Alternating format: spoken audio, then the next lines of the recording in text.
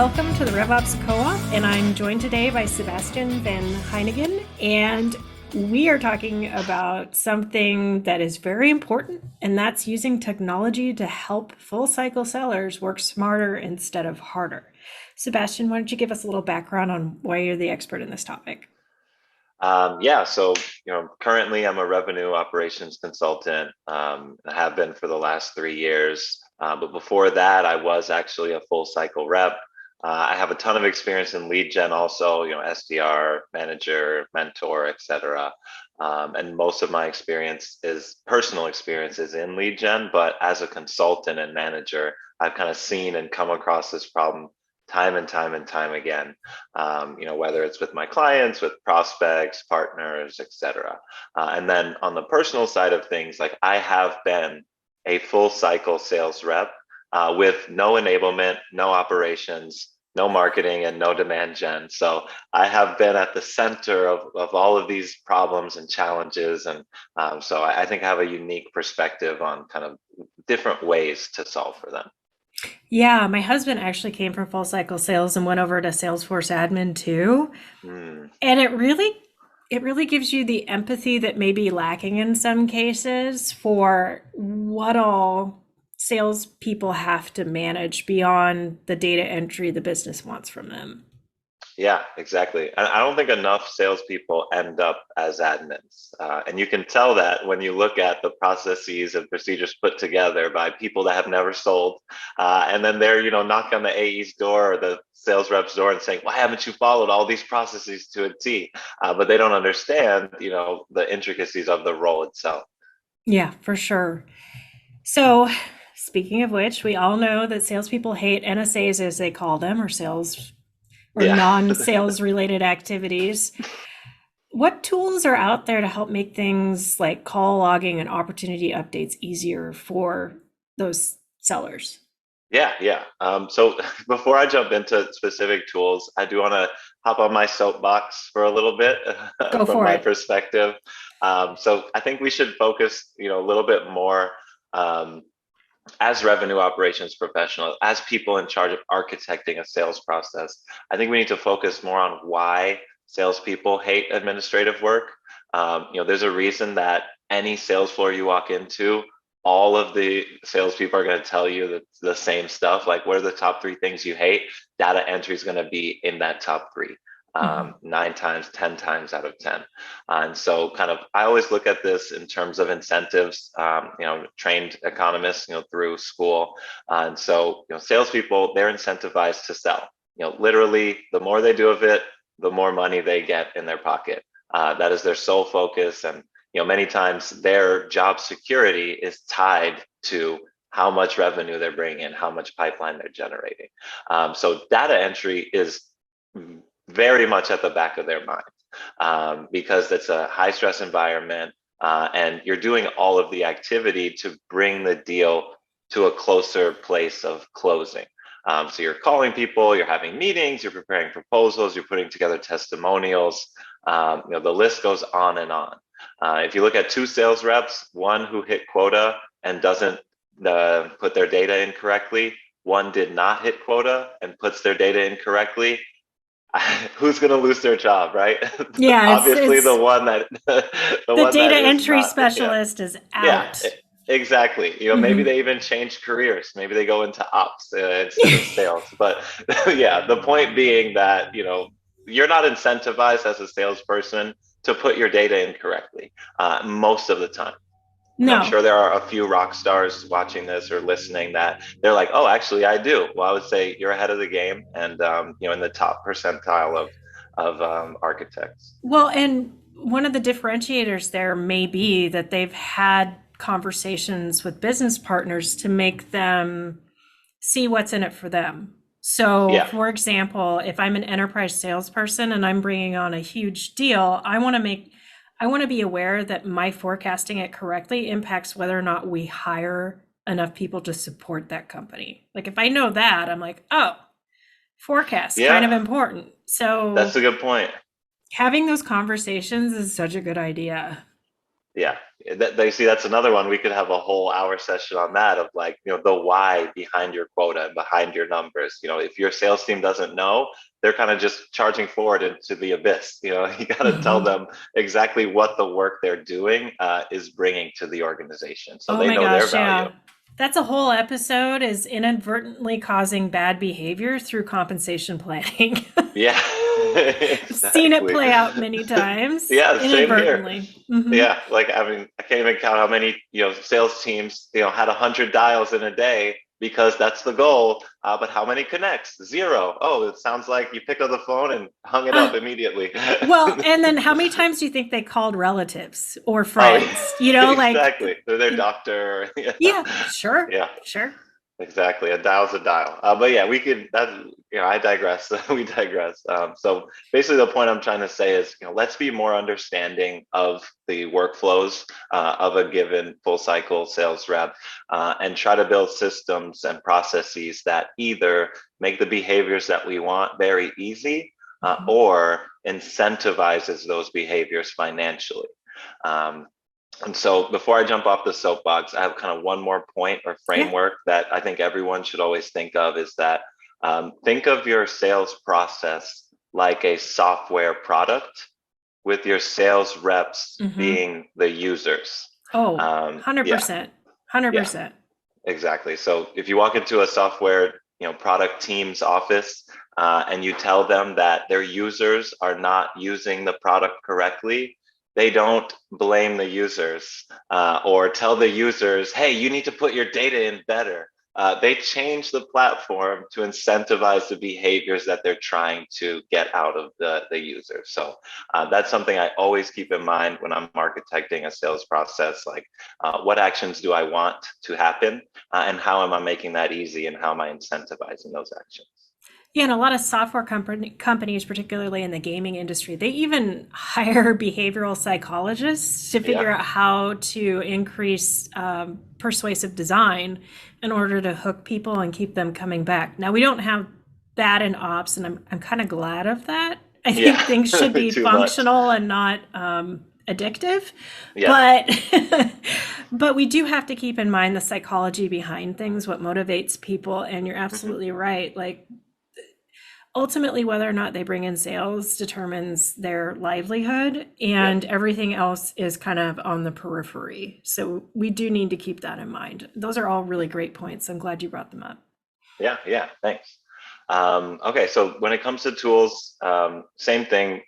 I'm going to talk a lot about how whatever you're doing, whatever you're buying, whatever you're installing, it has to fit to what you're already doing. Don't just buy the nice brand, the one that everybody's talking about on Rev Genius. Like that's not always the best technology for you.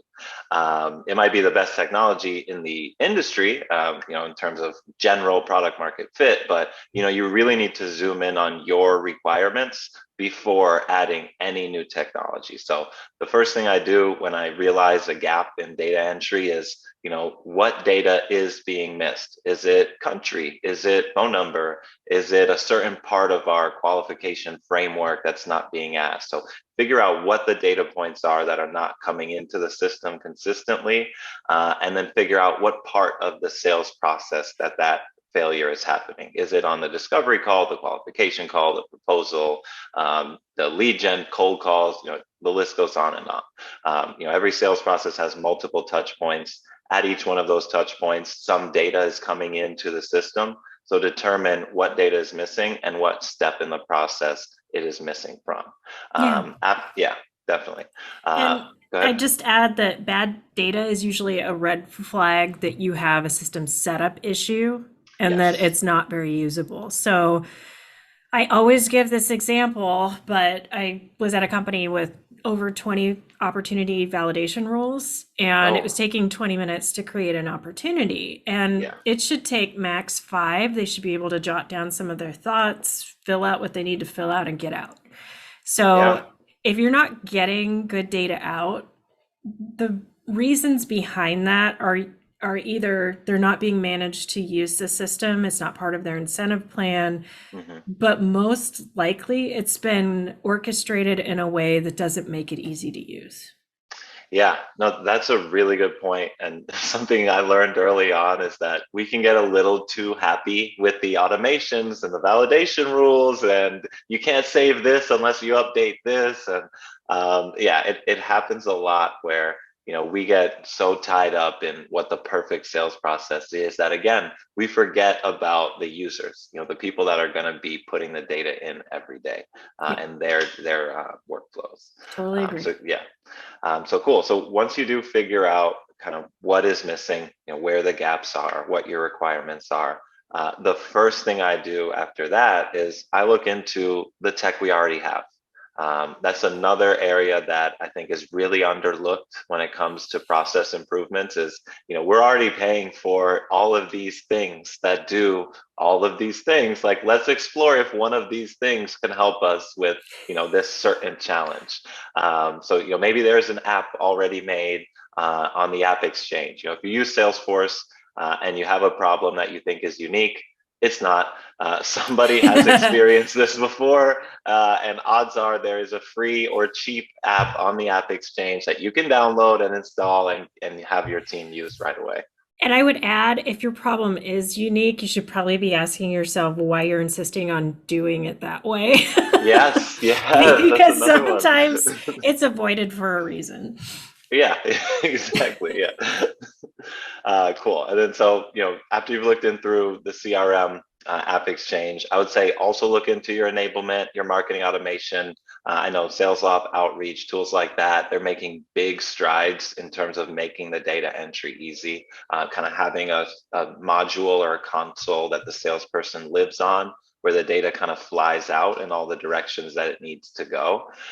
So make sure that your connections between all of your systems are strong, because maybe that's it. Maybe your team is putting in the right data, but it's just not ending up in the right place due to the Mhm. connections between those systems. So if you kind of exhaust that and you find that, there's no app for me, my sales enablement can't handle it, my marketing automation can't handle it, then essentially I think you're searching on the open market, Mhm. which is, easier said than done. There are, I think sales enablement is a $1 billion industry at this point, filled with hundreds, if not thousands of players. So it's easy to get lost in there. And I would say that's the best time to, jump into a, professional organization or, a group of professionals that have this understanding and ask around. I know that, in our group, we have, a ton of people saying, hey, I have this problem with outreach. It's not going to get Salesforce correctly. And then within a few hours, a bunch of people have jumped in and said, hey, like, I have an answer for this. I have a tool for this. I have a friend that can handle this, et cetera, et cetera, et cetera. So, find a specialist that understands this world, tell them your specific problem, and odds are they have, they can point you in the right direction. If not, doesn't hurt to just Google exactly what's going wrong and see who is trying to optimize SEO for that result. Yeah, and just as an aside, that was one of our interview questions we always asked is if you get stuck, what's the first thing you do? And if the answer isn't Google, it's kind of a red Yeah, flag. I like that. That's a Yeah, great I interview would ask question. you. Wrong answer. Yeah. Show some curiosity first and then ask the question. Exactly, exactly. It's all on the internet. You can find it. There's a tutorial video, there's an FAQ, something somewhere. Hmm. Hmm. Yeah. Cool. So yeah, I think kind of that's my process for finding the right tools.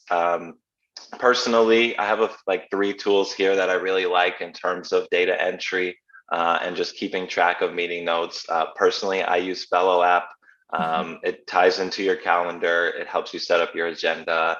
It helps you align on next steps. I even program like a calendar blocks for things I have to do. So, even my work is treated as a meeting. But again, I'm going to reference this over and over again.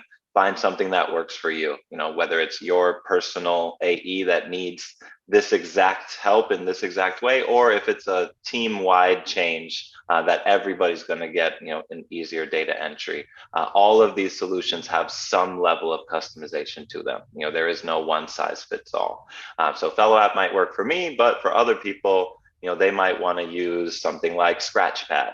Hmm. Scratchpad is another, I think fan favorite, very popular. amongst AEs. They do have a free extension as well. They work with Salesforce. I personally have not used them, but everybody I have recommended Scratchpad to has exhibited improvement in entering data into Salesforce. So I'm They're an advocate.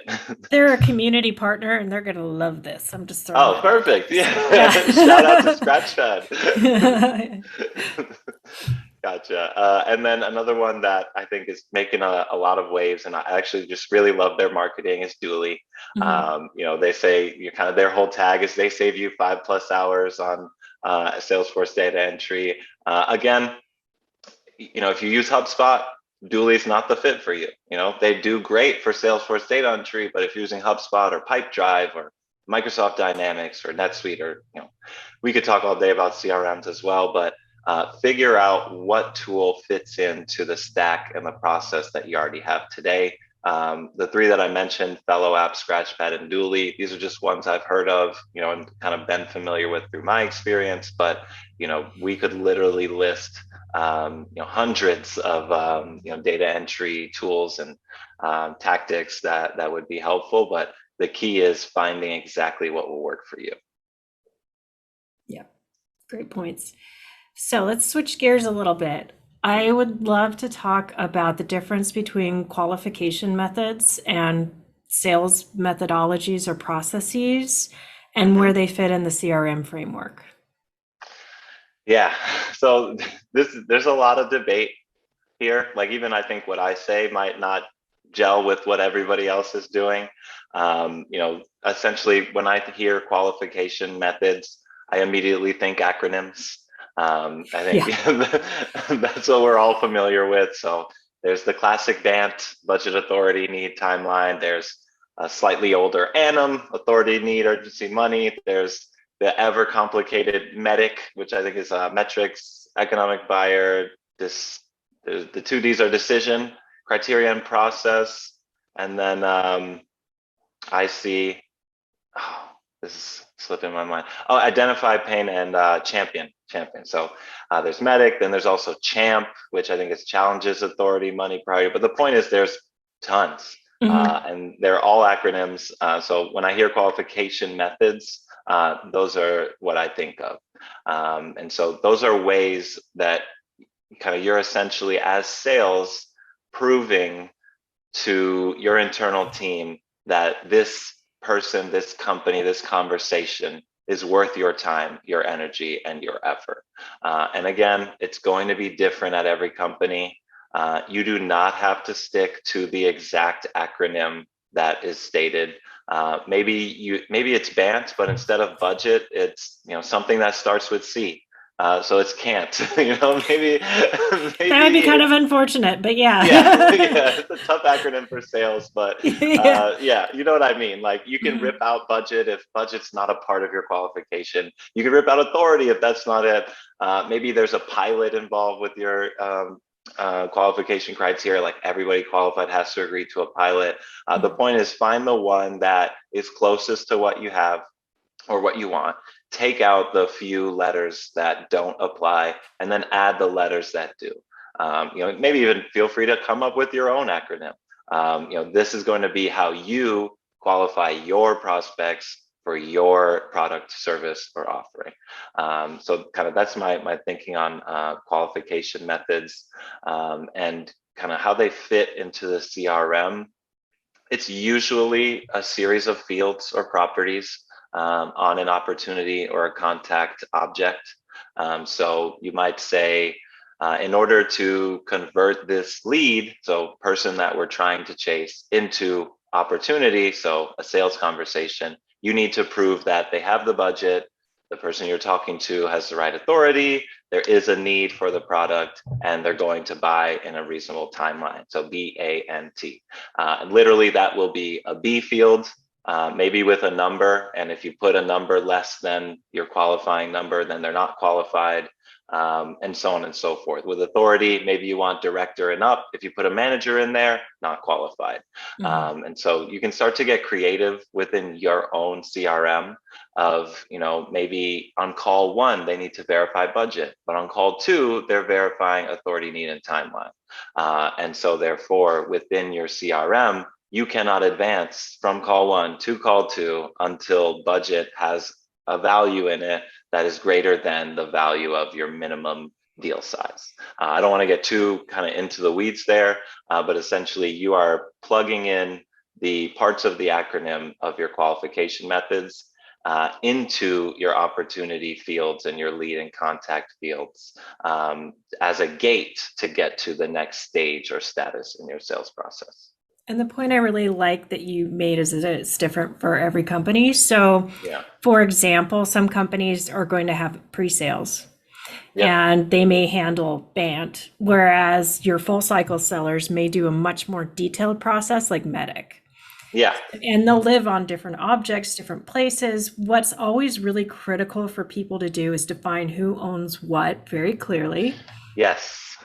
And then one thing that I see is missed too often is getting alignment between your pre-sales team and your full cycle sellers on what qualification is and who your ICP is.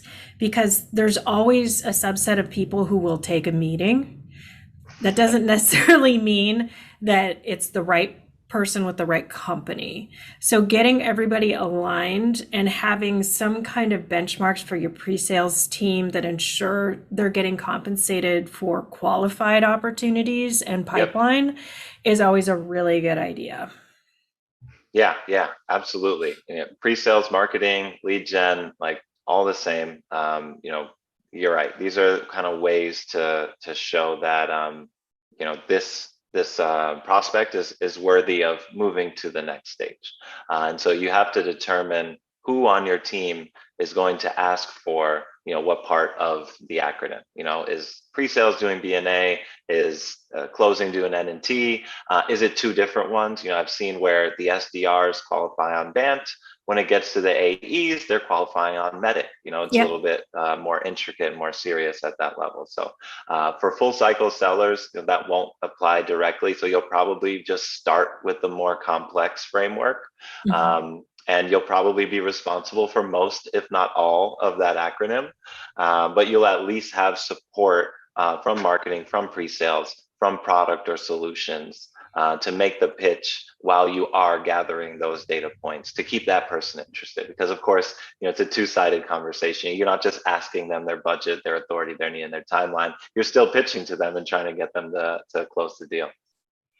Yeah, and I think it's interesting because a lot of times when there's a regime change and a new Mm, sales manager comes in, they like to mix it up and throw in different acronyms and use different processes. yeah. Um, how do you recommend handling that? Because most of the time I've seen that it's their way or no way, and you just kind Yeah. of have to support it. Have you been able to manage things a little differently? Yeah, I think of that from two ends. So the executive end and the frontline manager end. So on the executive end, before making the hire, make it clear what methodology they're bringing in. It should not be a surprise when that sales leader starts that they're going to bring in CHAMP framework. That's something you should have discussed at length in your interview process. And one of the directives for that new leader would be to change the framework. So keep Yep. it in mind and talk about it before bringing them on if it's from the executive side. From the management side, you're going to have a lot less control. To put it lightly, I saw the look on your face. I think you understand what I mean there. Yeah, not my first rodeo. Been around Yep. this for a while. Exactly. So sometimes someone comes in and the executive team for whatever reason has not communicated exactly what changes should happen. And then on day one, they come in and they say, we're changing the pricing, we're going to a package model, we're changing the qualification, go update the CRM. Guns a blazing. Yeah. So I think with those, what I always try to do is show people the results of their request beforehand. So, hey, currently we are doing this methodology. If you want to change methodologies, it will take 6 weeks of multiple discovery calls, feedback from the sales reps, disruption to the pipeline that you are now in charge of growing, perhaps lowering the close rate because people are now getting kicked out of the sales process where they were previously Yep. qualified. Yep. So if you kind of explain that, you put that on a platter, you draw up a project plan that exhibits that pain that the sales leader will feel. I will most of the time predict that that sales leader will start singing a different tune because Oh, there's a number hanging over their head as well. And as soon as you show them what they want could threaten that number, they're going to be a lot more willing to work on a compromise. well, and if it's a regional manager and they're rolling up to a VP who has a different point of view, you Yeah, want to give them a heads up there too, just for their sake. And yeah, that kind of gets you on a better page with them. But also, you have to ensure that they're talking to the product team if they want to bundle everything. And you would be yeah, surprised how many times they don't before deciding something. yeah. So it's like time to pump the brakes and like, have you talked to these 5 people? No. Okay, well, let's start facilitating those conversations because I'm not Yeah. changing anything until I know the CFO's signed off on it. All those other things have happened. Yeah, exactly. That's another good point is let them know who else on the team has to now know that this long, painful project will be starting soon and how it'll affect them. Yeah. My favorite is when you give them the timeline for it and they tell you, well, at my last company, I was the system admin and I made those changes. And I'm like, yes, you had less than 50 people, didn't you? Things are Yeah, different now. exactly. Yeah, yeah. Always a good Yeah. time. So, talking about standardization, nice Mhm. segue. Let's talk about reporting. What are some of the common reports and KPIs that you put in place for different levels? Because we know that an executive cares about slightly different things than a frontline manager, or very different things in some cases. Yeah, yeah. I think kind of going back to what I've added in every section, ask them first, right? What reports do you want to see, executive? What reports do you want to see, director? We can kind of approximate what certain functions will want based on what their job is within the organization, right? The executives, they want to know top line revenue, how much money is coming in, and then how much is it costing them to get that revenue. I Yep. think a lot of people they want to show the up and to the right revenue, but they don't want to show the up and to the right costs alongside Yeah. it. Margin Yeah. is kind of important to executives. So Yep. is churn and a bunch Yes. of other things we don't like to talk about. Yeah, exactly. So how are people leaving? How are people coming in? How much value are we getting out of each customer? How long are they staying with the organization? Um, you know, Larger picture, things that can be solved with strategy, with big changes to your organization. That's what the executive team wants to see. The management director level, they're going to be more focused on the individual performance of certain teams, functions, or even certain reps, in smaller organizations. So they might want to see team activity, who's in first place, how many touches is it taking to get a meeting? How many touches after that meeting is it taking to close? What's the average age of an opportunity? These are things that can be more changed with tactics, adjustments to the day-to-day processes that can improve those numbers. And also, time to ramp is a big one for them because if they have regions with a lot of attrition and are considering making some big changes in Very who true. is on the team, they need to Yeah. understand how long it's going to take to backfill them and then ramp up that person. Yeah. And then how much pipeline and runway they'll have while they're filling those positions too. Yeah. Pipeline Yeah. coverage too. Really Yep. important to know at an executive level as well. Definitely. Awesome. And then the frontline sellers, the people themselves, Mhm. what do you typically see that they need to be set up with? Yeah, so they always need to know how close they are to their financial goal. Mhm. How close are they to quota percentage wise? How much pipeline coverage do they have? Typically I want to tell every rep to get 3x pipeline coverage to, succeed at an average close rate of around 30%. This can be different with different organizations. You might need 5x pipeline because you have a relatively small deal size and a fast moving deal. You might even need 1.5x pipeline because it's an enterprise level sale. You're only dealing with 3 or 4 prospects in a given quarter. And if one of them closes, that covers you for a while. So really it's just all about personal performance, what activities are happening, which activities are providing the most value in terms of connection rate and meeting rate. And then how are they pacing towards their goal and covering their own, I was going to say a bad word there, covering themselves in terms of pipeline and how much potential opportunity they have. We're all adults, maybe not emotionally. We could take it. I see where you were going there. I like it. Gotcha. Yeah. One thing I like to do is also mirror what their manager's going to be looking at and give them a heads up during the onboarding process. Because as you know, usually we're also filling at least a little bit of enablements responsibilities. Yep. And just giving them a heads up on what people are going to be looking at, what they care about most will make you a friend that you can then go to for user acceptance testing and getting ideas on stuff. Exactly. Yeah. Give and take, right? Yeah, exactly. Yeah. So yeah, as with all of these, talk to your team. Please talk to your team, find out what they need. There might be something that you're not thinking of. If that sales rep, goes into a dark room and emerges and they're like, hey, I suddenly need to know the connection rate of all of our New York clients. Like, let them chase that thread down. Like, they might be discovering something that you really need to know. Yeah. I know. It's interesting because I've had the same experience where reps have asked for something and I'm like, why do you need to know that? I'm not saying no. I just want to know why. And then you hear the reason, you're like, oh my God, everybody should know this. Yeah, right maybe now. we have a new product segment right now. Yeah, totally. Yeah. So this has been awesome. Do you have any other little nuggets you'd like to share with the rest of the community?